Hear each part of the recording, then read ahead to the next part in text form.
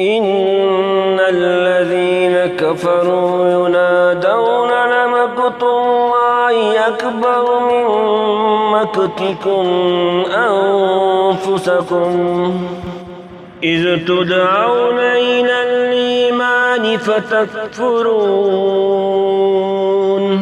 قالوا ربنا أمتنا اثنتين وأحييتنا اثنتين فاعترفنا بذنوبنا فهل إلى خروج من سبيل ذلكم بأنه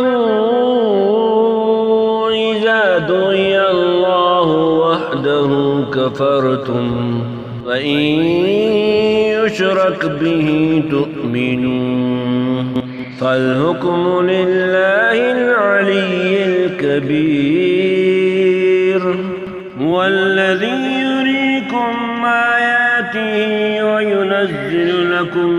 من السماء رزقا وما يتذكر إلا من ينيب فادعوا الله مخلصين له الدين ولو كره الكافرون رفيع الدرجات ذو العرش يلقي الروح من أمره على من يشاء من عباده لينذر يوم التلاق يوم هم بارزون لا يخفى على الله منهم شيء لمن الملك اليوم لله الواحد القهار اليوم تجزى كل نفس بما كسبت لا ظلم اليوم إن الله سريع الحساب أنذرهم يوم الآزفة إذ القلوب لدى الحناجر كاظمين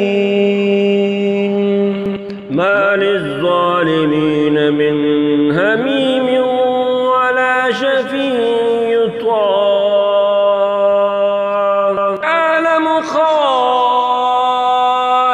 الأعين وما تخفي الصدور والله يقضي بالحق والذين يدعون من دونه لا يقضون بشيء إن الله هو السميع البصير